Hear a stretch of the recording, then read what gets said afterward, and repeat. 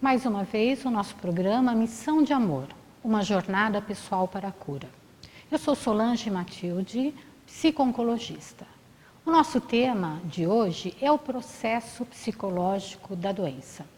Lembrando mais uma vez que o nosso objetivo é sempre trazer informação sobre câncer e falarmos principalmente da qualidade de vida em relação aos pacientes que estão passando por essa situação. Hoje nós vamos retomar a questão do estresse ligado aos processos psicológicos. Observando os pacientes, se percebe que há uma sequência de eventos traumáticos, eventos estressantes, aliados às questões emocionais que sempre envolvem as pessoas com câncer. E as pesquisas têm comprovado que há conflitos e autoestresse meses antes do aparecimento da doença. Nesse sentido, os pesquisadores, principalmente o Carl Simonton e o Dr. Lechamp, foram verificando que se apresenta 5 processos observáveis desses comportamentos nos pacientes de câncer. Nós vamos falar um pouquinho desses processos. O primeiro processo observado foi que, durante a infância, esta pessoa que está acometida de câncer tomou alguma decisão quanto ao tipo específico de pessoa que ela deseja ser ou que foi ensinada a ser. Eu gostaria de acrescentar que esse estresse acontece até 2 anos antes do aparecimento da doença. Evidentemente que tem todo aquele período em que o tumor às vezes é muito pequeno e ainda não é observável, ou ainda ele não acometeu alguma parte do corpo que possa ter algum sintoma. Então, até 2 anos do aparecimento do câncer, nós vamos identificar que existe um processo de grande estresse. E esse processo de grande estresse tem a ver com a infância. Então, muitas vezes, quando nós somos crianças, nós vemos, ouvimos e percebemos muitas coisas. Aprendemos coisas muito boas com os nossos pais, mas também aprendemos coisas que não são tão boas assim. Em alguns casos, essas decisões foram tomadas a partir de experiências traumáticas e dolorosas. Por exemplo, essa criança pode ter tomado uma atitude e pensar, quando eu crescer, jamais seria assim.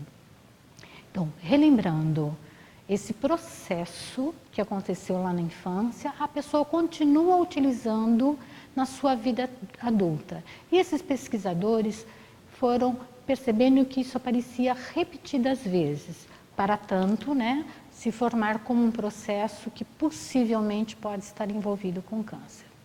Então, voltando às crianças, por exemplo, quando elas viam seus pais brigarem com uma certa frequência, e precisa ter essa frequência, e também de forma agressiva, ela pode tomar uma decisão que expressar raiva é uma coisa ruim.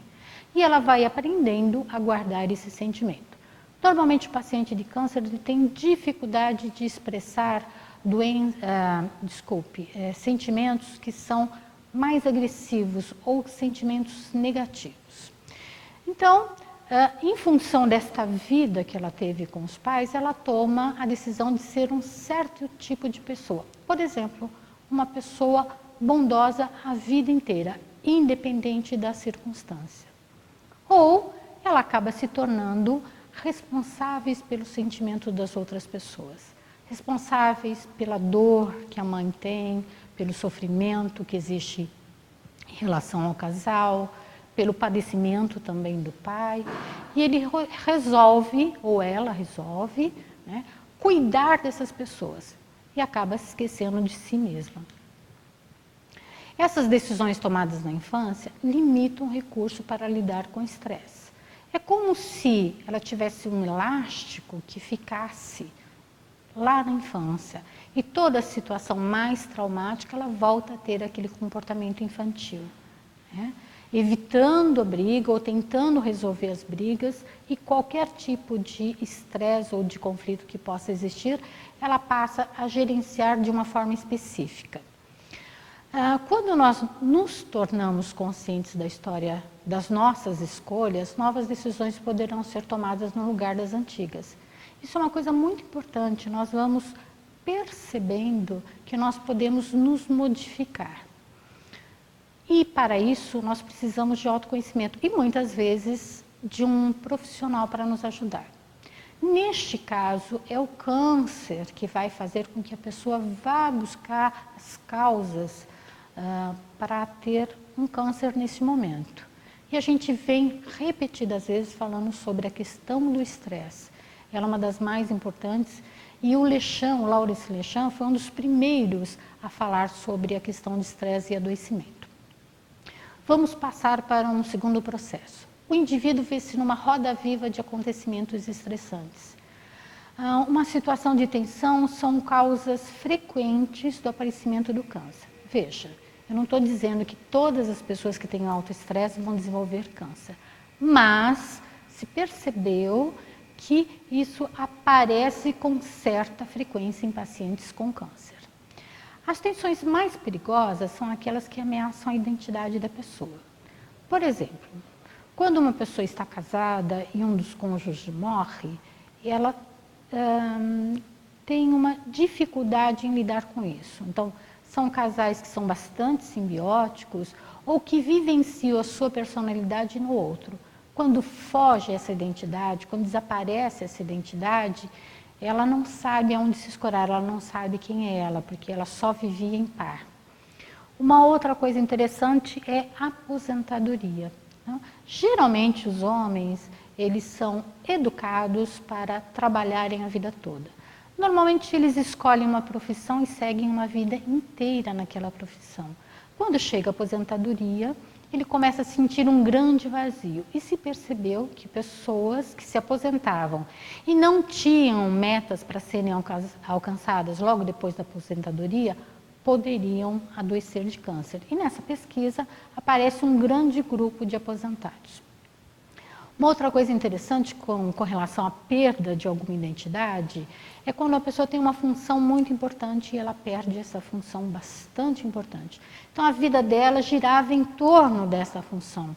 E quando ela ou é despedida ou ela perde por algum motivo esta posição social, por exemplo, ela pode adoecer de câncer, no sentido de que existe um estresse muito grande com a perda, ele não sabe ou ela não sabe lidar com a perda, então o estresse fica exacerbado, o sistema imunológico diminui e aí pode aparecer o câncer.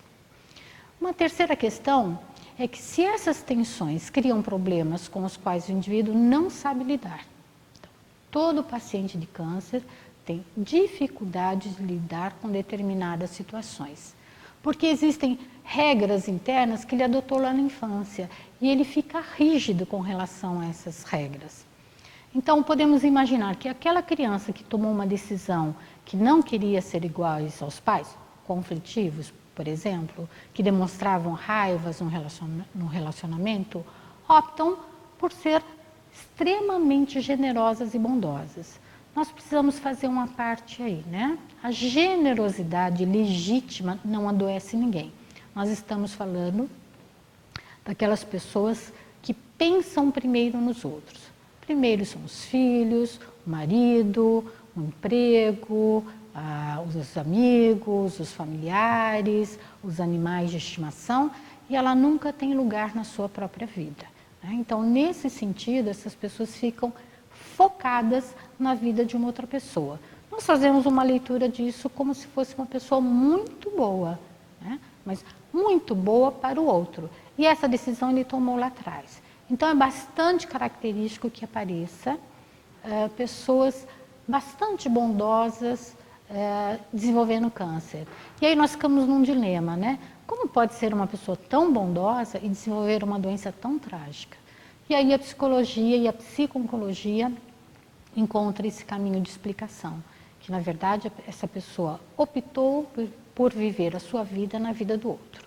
Então, nesse sentido, voltamos a falar, para o homem geralmente tem a questão relacionada ao trabalho e aposentadoria, se ele não tem novos sonhos, novas metas, fica um grande vazio. A mulher que tem um senso voltado para a família, também quando esses filhos casam, saem de casa, o cônjuge morre ou simplesmente se separam, ela já não sabe mais o que fazer com a vida dela.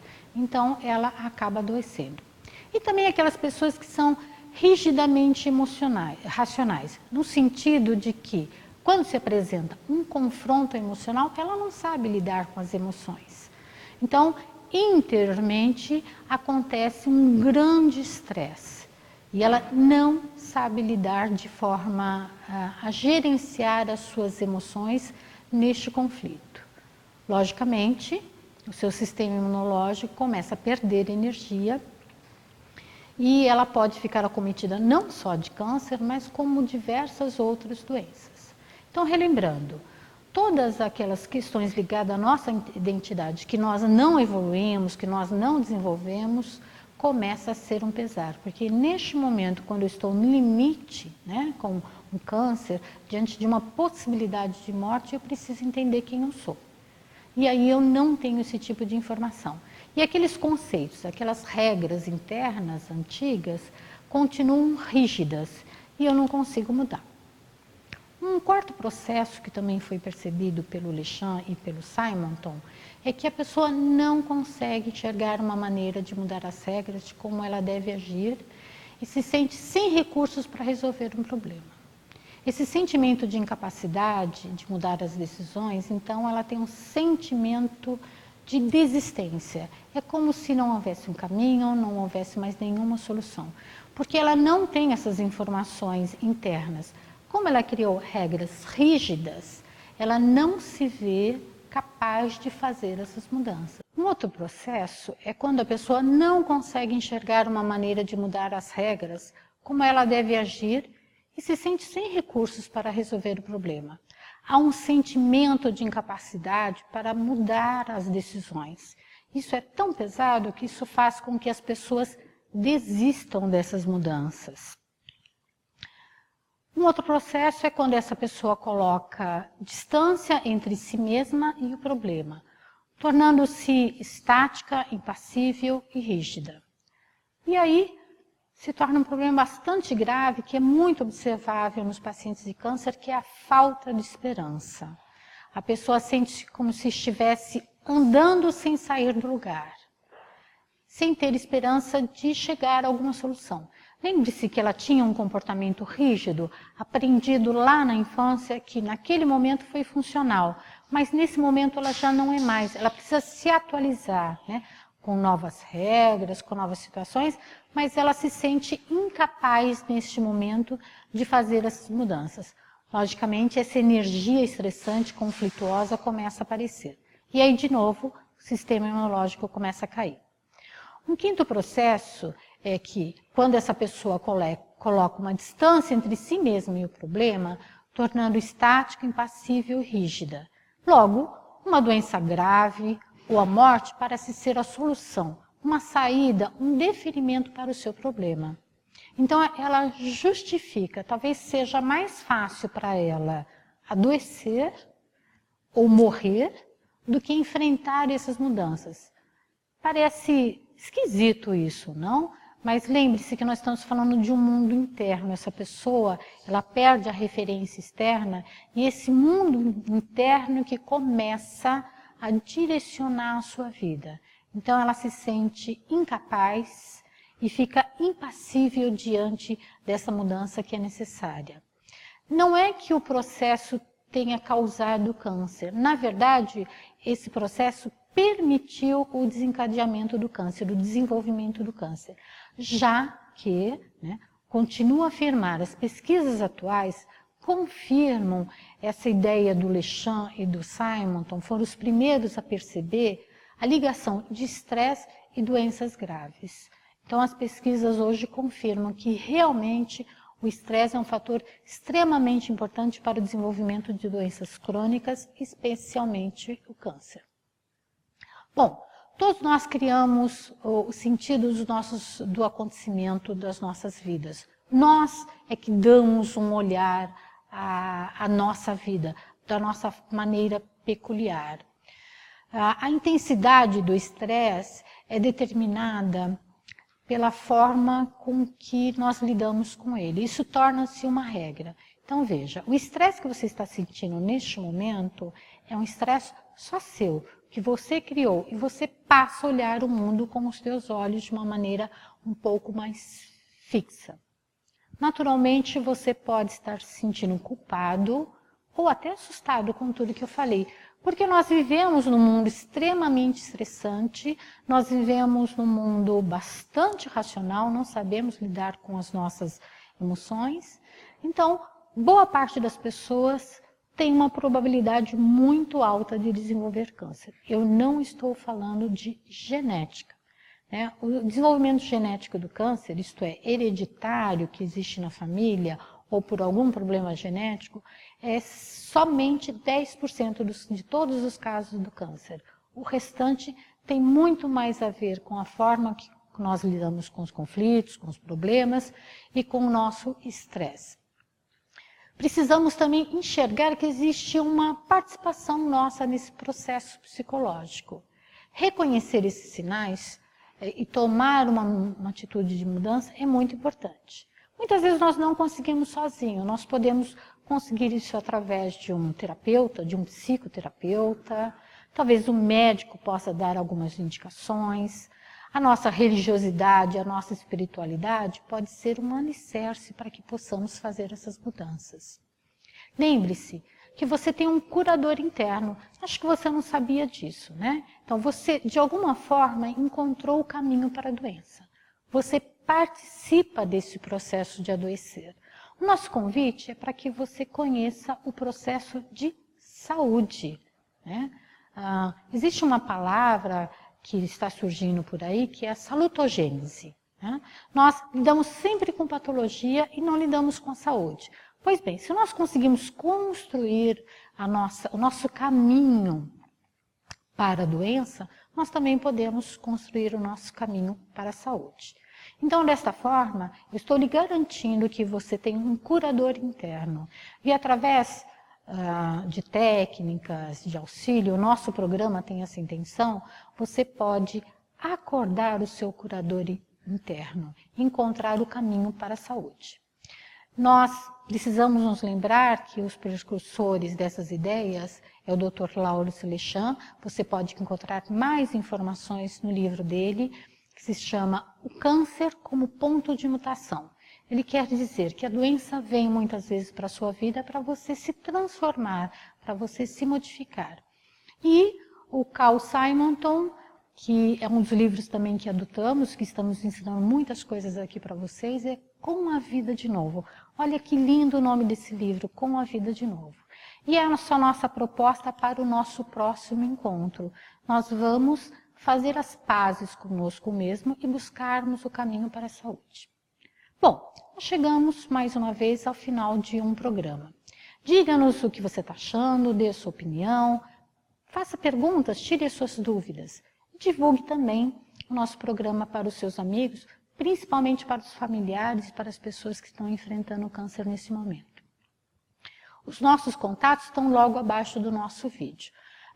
Você pode nos acompanhar pelo Face, pelo Twitter e mandar o seu e-mail nesse contato que está aí logo embaixo. Nós lhe aguardamos no próximo programa e nós vamos falar um pouquinho do encontro com a saúde. Nós agradecemos a sua audição e contamos com a sua presença num outro programa.